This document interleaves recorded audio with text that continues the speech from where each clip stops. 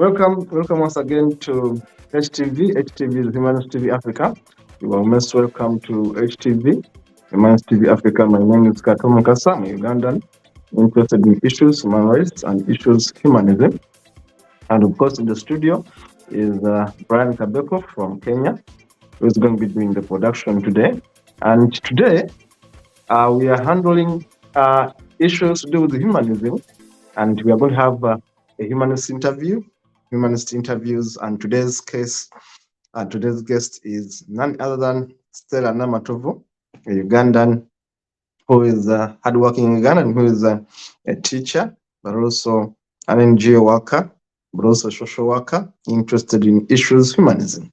Now, before we start our show, I want to encourage you to please go ahead and subscribe. Brian is going to be putting there the subscription tag. Please go ahead and subscribe to Humanist TV Africa. Yes, Humanist TV Africa, and of course YouTube channel and Facebook page is Humanist TV Africa. Remember, we are a TV that is spread throughout Africa, but also opening up branches, opening up studios outside Africa. We are in Kenya, where we have 2 studios so far. We are in Uganda, where we have 3 studios.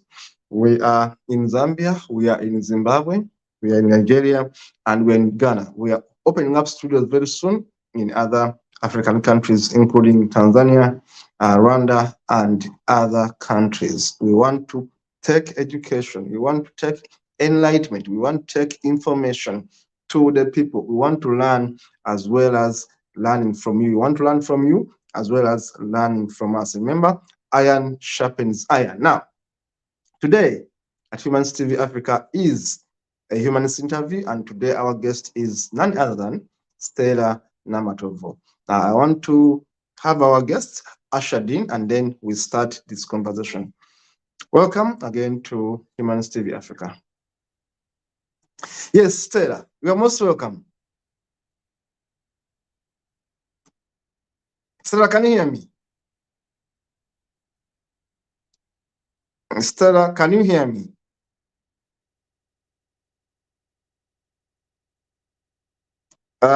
You should be helped with the connection. Brian, Stella, I can't hear you. I can't hear you. Adjust my volume. Are you now hearing me? Yeah, I can hear you now. I can hear you now. I can hear you now. Okay, that is nice. Yes. Good afternoon. Good afternoon to you, Stella. How are you? I'm fine. How are you? I'm okay. Now, of course, you must be a very peaceful lady because you speak very, very slowly, very humbly, and you can see I'm the opposite of you. I speak very fast. Now,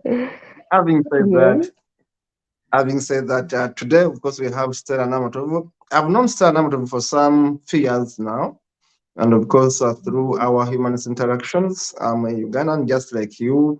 And today, of course, the audience would like to know who is Stella Namatovu. May you please take us through your background? How was it like growing up? Did you grow up in a religious family? Were you always opposed to religions, or someone somewhere talked about humanism? How did you find humanism? And first, what's your background? Was it a Christian family? How was it growing up? Okay, let me first introduce myself to whoever is watching us live today. My name is Namatovu Stella. I'm 28 years and a Ugandan staying in Kayunga district. I'm a secondary teacher by profession, but due to the scarcity of jobs that we have in Uganda, I was able to learn some skills and that is tailoring. So I can do female garments, male garments, and other attires, of course. And now back to what the interviewers just asked me. I grew up from a very religious family. It is what I can say. And we were very active in church. Very good. All of us, in a way, grew up in a very Christian Islamic families or religious families like you. Now, but this is your interview, not mine. Now, take us through your family? You grew up in a religious family. Are you the firstborn, the lastborn, the middle one? How was it like growing up in Uganda? I'm the third born in our family, but of course, other people are still religious. Actually, I've been able to change only two to my religion. That is my brother that follows me, and then some older sister that I follow. I've been able to tell them about humanism, and I've found it more pleasing than religion. Yes, of course, humanism is not a religion. It's just a worldview. It's just a philosophy. It's just a way of life, the way we look at life. Yes. Now, So how that did you I've find found humanism? What was the first time for you to understand humanism? To get to know what me, I humanism is? actually found it from my friend. Mm, My first time of knowing about humanism was in mm, 2018 from a friend on Facebook, because I always saw what he posted and actually gained interest from what he always posted. mm. But at one time we started talking, and as we were talking, I was talking about God, and then for him, he was like, God is not there. Me, I'm non-religious, but I'm happy. I love everything. Okay. Please continue. I know the I network is can do going this to and this. We had arguments. He took be. me through what humanism is, and I found Mm, myself adopting it too mm. because of What what really he had impressed you? explained to me. Yeah, it is What one thing to say. Go ahead, go ahead. what mostly impressed me was that humanism was offering or giving practical answers to every question, unlike Christianity that I was believing in before. Very good, very good. Because I For find it a bit. example, Yes, yes, yes. Go ahead, go ahead. For example, we would always Mm, go to church, as it is for Christians that we have to go to church on every Sunday. We would always mm, cry to God to help us in certain situations. But I never saw God coming to my rescue. But at some time, my mother had fallen sick, and this friend of mine, the moment I told him that my mother was sick, he asked me of how he could help. So he sent me some good money to have my mother taken for treatment. And when I looked at that, I compared it with Christianity that says all help comes from God. Our pastor was already aware, but he didn't help us in any way. So that is how I started comparing the two and eventually choosing the very best. Oh wow, that's an interesting one. It's a very interesting story. I remember the first time I got to know you Mhm. basically was from Yes. a lady in Singapore, if I can remember very well. Yes, Um, She uh, stays in Singapore and Malaysia. I think yeah, in Malaysia, and we were Yes. working on a case of an apostate from Egypt. That's the first time I got to Yes. know you, basically about 2 years ago. And look, someone from Singapore sends me a Mm, contact in Uganda and says, talk with Stella Namatovu. She's the one knowing the history of this lady. Now, this is when I got to mm, know you about 2 years ago. And it was yes. impressive because I didn't know you. I didn't know what you were doing. But as a lawyer, I was handling this case for this asylum seeker from Egypt. And then I got to know you through our friend from Singapore. Now, can you tell me about your activism? How did you join activism? So, after meeting up with that friend of mine, I think I can mention the name You can mention the name. Mwangzi Mm, Rogers of Eagles View. mm, Of course, situations were not good at the time. We shared, and he mm, had some donors, some white donors, fellow humanists. So mm, he introduced me to some group that is Atheist Alliance International. mm, And then, after him introducing me to Atheist Alliance International, that is how I met up with my mentor. I call her my mentor because we almost shared the same skills. That is Madam Nosham Mold. And then she asked me how she could help me get out of the situation I was in at the time. I explained it to her, and she was willing to help me start up a sewing shop, I can say. But that sewing shop was basically for empowering other girls that were going through hard times like me. And up to date, I'm still running the sewing shop. Though I sew some and sell, but then I also train other girls freely. I've taught girls to make reusable sanitary pads. I've shared with whoever would want to learn something about tailoring. I've been able to share the skill. Now, as you talk this, I want to request the producer to show us some of the photos. Dear viewers, I want you to look what Stella Namatovu is doing, and of course, she's going to be asking for help because Namatovu honestly needs more help in her enterprising workshop where she helps young girls and women to make sanitary pads, to learn tailoring skills and all that. Producer, please, may you show us these photos? There are about 4 or 5 photos.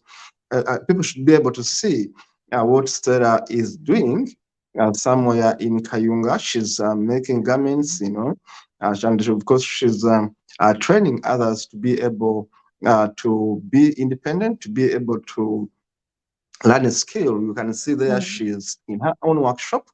She's a professional teacher, a secondary school teacher, but of course she is now doing tailoring, and which is a good thing because humanism is all about self-reliance. You cannot keep on begging, you cannot keep on praying, you cannot pray for anyone to help us. We must help ourselves. Humans help themselves. You can see Namatov there. She's doing tailoring, and of course, she has a workshop. She has just told you that a humanist helped her to kickstart this project. But of course, she's going to be telling us how she has been faring, the challenges she has been experiencing, and what she wants us to support. Now, they have seen your photos. Back to you to your interview. May you tell us how you run this workshop and the challenges you face and how you want the humanist community, everyone who's watching, to help you?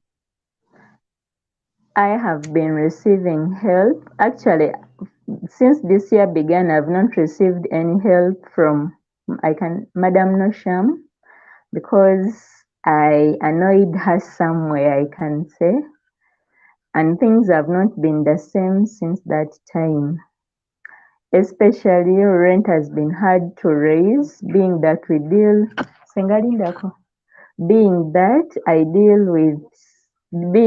deal with people that don't give me money, so it has been quite challenging.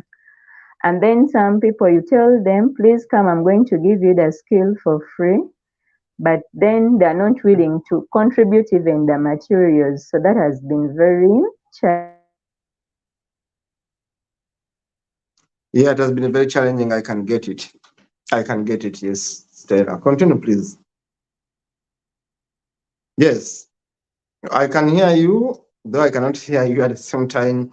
I know that network challenges. Please, Dennis. Brian, if she's okay to talk, please bring her back. I think she was stabilizing a bit to talk with us. We are in the interview with Namatovu Stella, who is a Ugandan humanist running a workshop where she teaches entrepreneurship skills. Basically, she's teaching tailoring skills to rural folks in Kayunga, because she was telling us how she's struggling to raise rent. When you're giving a free service, much of the time it becomes very hard to sustain it because you need to have rent, you need to have material, you need to have so many things going for you as someone offering much of the time a free service, and moreover in a rural setting. So Stella is right there in Kayunga district, which is in Uganda. She's doing tailoring, and she's of course training young people how to make pads, to learn tailoring skills, and of course she's saying she's having challenges. Dennis, I don't know whether Stella is back online. The challenge of internet connectivity in Africa is always paramount, but if you can be able to get her, please get her back in the studio. Please get her back in the studio. In the meantime, you can be able to share with us her photos, the photos of our activities, so you can be able to continue highlight what Stella does. And as I said, I got to know Stella through a humanist colleague who is in Singapore, Nora, who is in Singapore and Malaysia, and it was through her that I got to know Stella. And at that time, we were handling a case of an apostate from Egypt, and it was Stella who had been able to get this apostate first to Uganda. So I had to pick it from her as a lawyer to handle this case. Brian, if you can get Stella back. If you cannot get Stella back, please, can you please show us her photos, the photos of our activities, because this is not my show. This is Stella's show. It's an interview with Stella, but of course, we have problems with the internet. That's why we keep on breaking. We have a problem with the internet, and of course, when it is raining, in Africa, when it's raining, the internet is so much disrupted. Yeah, that is the workshop for Stella. You can see she has kitengi or bitengi, our fabric, local fabric, where we make very good shirts, very good dresses, and very good fabrics from there. So Stella, she has a workshop, and she was telling us her story, how she got to know humanism, how she became a humanist, and how she's doing work to empower others. Dennis, Brian, I want to see these stories, these photos moving, these stories moving. And please, as we show these photos, we should be able to try to get Stella back in the studio, to have her back in the studio, and then we can be able to wind up this interview, because I know the interview is going to be challenged by internet connectivity. But be it as it may, we are seeing the photos of Stella Namatovu. Stella Namatovu is a Ugandan humanist lady, a young one at 28, and she's operating a skills training workshop. She's operating a skills training workshop where she is teaching other people how to do skills, and at the same time, she's also able to practice her skill besides being a secondary school teacher. That is Stella Namatovu. That is Stella Namatovu in her workshop doing tailoring, and of course sharing her skills with other people. Brian, I don't know whether I've been able to get hold of Stella. If you haven't been able to get hold of Stella, I'll have nothing much to do with her interview. I'll have to stop it in the next 5 minutes. But briefly, I'll continue saying this as we show our photos, that Stella is a Ugandan humanist, a young lady in Uganda. I got to know her through a colleague in Malaysia, a Malaysian colleague called Nora, who wanted me to handle an apostate case. There's a lady who was coming from Egypt, and this letter had been received by Stella. So that's how I got to know Stella as an activist, who was a go-between between the Norwegian, the donor, Nora, and then this apostate refugee I was helping in Uganda. That is it for now. That is it for now. It appears that the interview has been interrupted by the connectivity. And Brian, if you cannot get Stella back to the studio, I'll have to end this interview right here at 20 minutes of live show. And I will have to continue with other business of the TV. Remember that Humanist TV Africa, we are interested in promoting humanism. We are interested in promoting humanist projects in Africa. We only promote genuine people. We only promote genuine projects in Africa. We only promote people that we know are not going to disappoint us. I want to call upon viewers, I want to call upon donors, I want to call upon all people of goodwill to consider supporting Stella Namatovu. She's on Facebook. Her name is Stella Namatovu. Please look up her. I can recommend her. She's a very hardworking lady. I worked with her on a case. She was very honest. For the 2 years we worked together, I can vouch for her. She's a very honest woman. Please support her in her endeavors. Stella, if you are back, yes, Stella. Stella, if you can Yes, see I'm me, now back. Yes. I was going to close the interview now. Since you are back, it's your time. I was going to close the interview. Trust me, I Yes. respect time, and because it's your interview, I have to close it when you are featuring. Stella, it's your time. Now, Stella, going forward, if you can see me, Yes. and no one is blaming you because all of us know I how can see bad you very well. all of us know how bad our internet is in Uganda. So don't worry. Pick it from where you stopped. Please tell us the challenges you find in your workshop and how you want to be helped. Okay. The first challenge, as I was saying, is that some learners that I get or some girls, some school dropouts that I get are not willing to learn. That is the most challenging part. And then, because as I advertise, I say it is a free service. They think it's me to provide the materials, give them the skill, and then even the sewing machines are not enough at times. Because as you know, because I know you've been to Uganda, we have very many school I'm a dropouts, Ugandan. I was born especially in Uganda. girls. So so the sewing machines that I have in place are not enough. And even I would like it to be supplied to other fabrics or other materials that we can use for learning. Yes, Stella, have you considered opening up your own Yeah. NGO? Have you considered registering your CBO? You can actually register it at the sub-county level. Have you considered registering it as a CBO at the sub-county level? No, it's not registered. It is something that I'm looking forward to before the end of this year. Now I'm giving you advice. Because you have only 1 month, you cannot do it in 1 month, but I'm giving you advice that actually it's cheaper to register a CBO at a sub-county level. Yeah. It's cheaper to register a CBO at a Okay. sub-county level, Kumuluka, at a sub-county level. And once you register it, Yes, it sir. becomes more Okay. easier for you to market it because it's no longer you as an individual, it's now the CBO.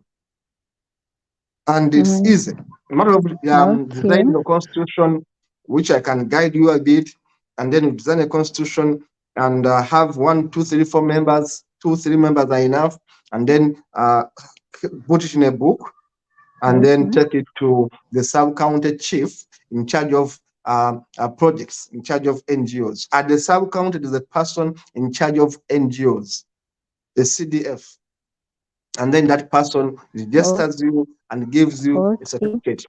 That's the advice I give you right on this interview because it helps you to legalize. The problem I've seen with the Ugandans, many of them want to do things without legalizing them until you tell them register. Someone has a school, it's not registered for years, but he has a school and they are getting money from donors. When you tell them, please register, they think you are bad. You tell them, how do you work without getting registered? We have very funny people in Uganda. They do work without registering. So my advice to you, if you want this CBO to run properly, don't think about going to Kampala. Kampala is expensive. Just do it at a sub-county. And very many thieves are there. Yes, and I'm willing to support you in my small ways, but I'm telling you right on this interview that if you register it at the sub-county level, it becomes easier to attract support from different organizations because you're already registered. All right. Yes, I'll have that done so soon. Yes, and I can always advise you. You have my contacts. If you draft your objectives, I can always help you here and there. And then I see you having what we call a constitution, a brief one. It's a very easy thing to do. Now, having said that, Stella, as we conclude, we want to conclude this. What has been your experience ever since joining humanism? What has been your experience? Has it been a positive experience? Has it been a negative experience? Have you been attacked? Have you been liked? Do you find a fulfilled life Do you feel like you have achieved something? Now you are more freer than yesterday, or you are more into captivity than yesterday? What's the feeling like being a humanist? I can say my life has been positively changed because in the past, that is when I was still religious, everything I would do would be tied to the 10 commandments, seeing that I live according to them. And it was hard, I can say. But ever since I joined humanism, life has become much easier. I'm not attached to anything apart from my reason. And I do things as I wish. If I wish like doing anything, I'm not tied to anything, but I do what I think is right. And then Yes. I've been able to interact with different people from different localities. For example, Madam Nora, she's in Singapore. And then you're now not in Uganda. I've interacted with my sister Amber. She's also not in Uganda. Actually, a number of humanists that I've been able to interact with. I've been helped by people without them expecting anything from me. And then I've also learned to live a just life, doing something that I would also wish others to do for me. I've learned to base everything in life on reason. Before someone tells you not to do anything, as an individual, you have to reason. Is what this person is telling me, is it okay? Should I continue and do it? Or that is all because of humanism. That's interesting. I think I love that. That's very interesting. I think I love that. I know the internet is a bit bad for you, but you have spoken so well. So far, so good. Lastly, how did your family react? Thank you. How did your family react when they knew you were no longer a believer? It wasn't that easy, especially for my father. At first, he denounced me as a daughter. You cannot be my daughter after leaving the religion.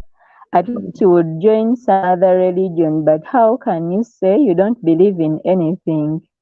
So for some years, we are not in good terms with him. But at some time, he called me, and then we had a talk as a father and daughter, and then we are able to come up. He was able to forgive me, I can say. He accepted me the way I was. And we are now in good terms, I can say. But then some other family members up to now label me as satanic, devil worshiper. So I can't say it has been very easy. But with the help of friends that have encouraged me, that have done everything to see me happy, and I'm so much grateful for that. That's very important to note. Thank you so much. Thank you so much. Because family time, sometimes family neglects you. If you are married, you will have problems. If you have a partner, you have problems. I won't take into that line. I know how I've been affected personally. When we have a spouse who's not who's religious, and for you are not religious, it becomes a problem. If you are working somewhere, you will be discriminated. Maybe a school may discriminate you. I don't know whether I've got Exactly.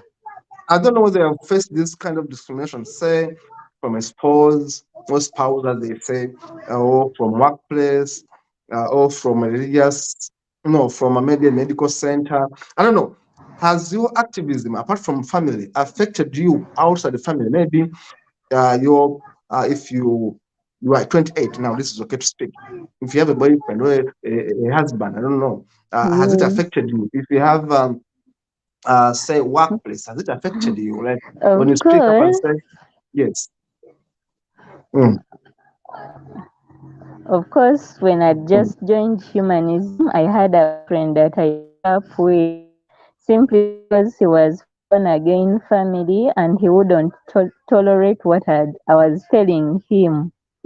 So we broke up because of that.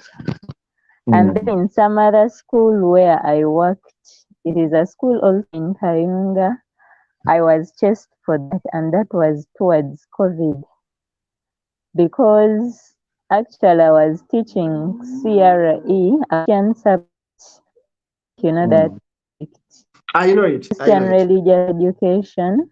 But then I went to my bosses and told them that I can no longer handle the subject because of I explained to them. But they told me, if you're not ready, then you go and find some other place. So it has been challenging. I can say, I should tell you that for something like 1 year, I taught CRE Yes. when I was at the university looking for a job. But I found it very stupid a subject to teach because it was full of lies. But of course, for survival, I'll teach them the New Testament. I'll teach them the Old Testament, Exactly. you know. Yeah, but I taught for survival because me, I've been surviving on my own for many years. Mwanguzi says that glad to watch you, my comrade Stella and Kato. Mwanguzi sends you greetings. Sheila Katumba, sorry about the network, Thank Bambi. you. Sheila says the network is disturbing you. Sheila, thank you so much for the support. Dennis Bongole says such a touching story. You see, you have got so many followers now, just in a few minutes. And please, as you watch Stella, please Thank you so uh, much. visit her Facebook page. Her name is Stella Namatovu, the way you see it there, and you have seen her beautiful photo there. I mean, face, live face there. Please follow Stella Namatovu on Facebook and be able to converse, be able to advance this conversation forward. Now, Stella, all of us are affected one way or another. I should tell you my own story, but this is Yes. my interview. This is your interview. I should tell you, I've got problems Yes. all over. My family is good. Me, I was so blessed. I use a religious word. And my family was very good for me. Never got problems. My only problem were with my partner. Then who saw me as a devil, and of course had relatives who also never understood that someone can be without religion and can be very open-minded. Now, as we continue towards the end of this interview, I'd like you to share with your viewers, um, especially those who want to understand how humanism affects a lady in Africa. How a human like you, a lady like you, has been able to handle the pressures, and what lessons can others learn from you? What lessons can others learn from you in this feeling life? Are there some lessons you can say, I've learned this? I can advise a fellow lady who's thinking about opening up to not to do this, but to do this. Like advice. What can you advise other fellow women who are humanists to do and not to do things as they traverse the journey of humanity? Okay, the first thing that I would advise them to do is to take up personal decisions depending on reason. Because me as a person, I stood up as a lady, and then here in Uganda, if I told you above 18, as a person, I stood up and chose what I thought was right. So I took an independent decision. And then the other thing that I can guide them is that they should always choose what is best for them. Because the years I spent in religion, if at all for all those years I had known humanism, maybe I wouldn't be like this. Because the little time I've been there, a lot has happened, including the work I'm currently doing. So I would also advise my fellow ladies or other youth watching that they should always choose what is best for them. And then they should always learn to take decisions with practical answers. Someone is telling you God is helpful, but He has not helped you in any way. You are suffering. Sometimes you are sick, you don't have money, you are lacking a lot, but God does not come to your rescue. So it is always better to focus on things that give us practical solutions. I think in that way we can achieve a lot more. Then, for example, if it is humanism, you try to look for people who have denounced their faith. What are they going through?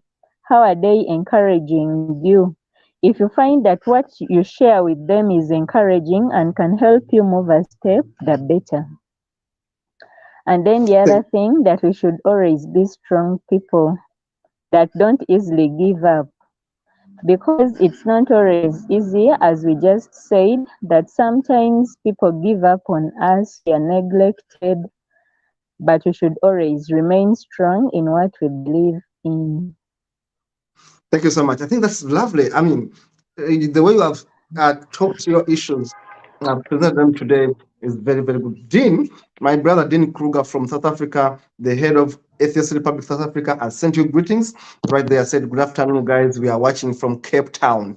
Dean Kruger from Cape Town. Now, you see, all these are friends for you. I'm going to encourage Dean Kruger to get connected with Stella Namatovu. Dean, Stella Namatovu is Stella Namatovu, as you can see her name on Facebook. Please get in touch with her and please give an interview with the Humanist Society, Atheist Society in South Africa. It's a very big family. Actually, they have more members than we have in Uganda, these guys in South Africa. So Dean Kruger, right now I'm connecting you with Namatovu Stella to give her an interview.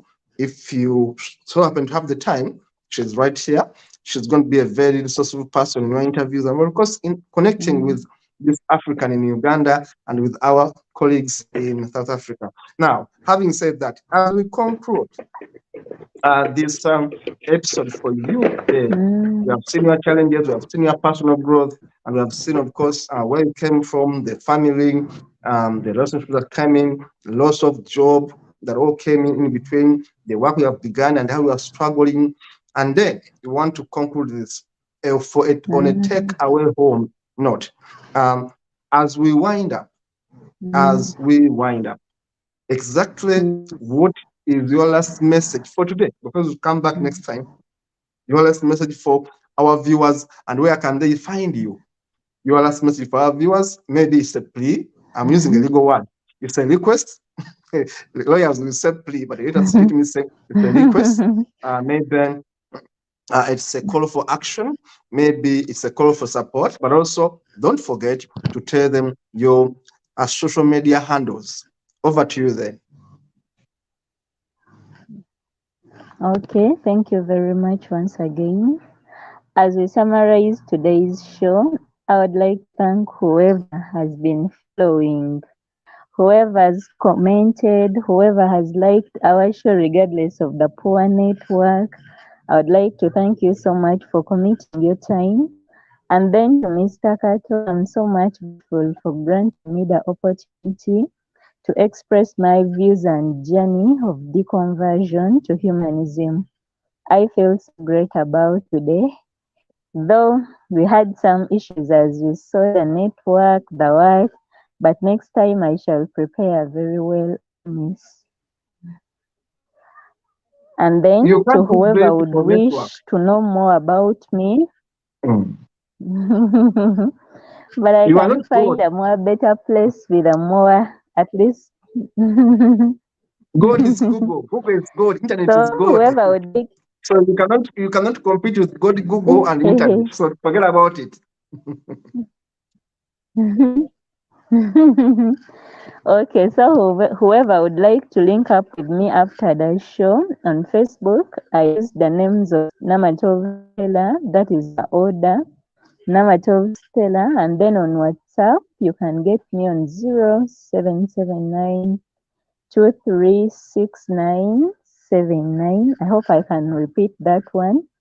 It is +256 2369 and then 79.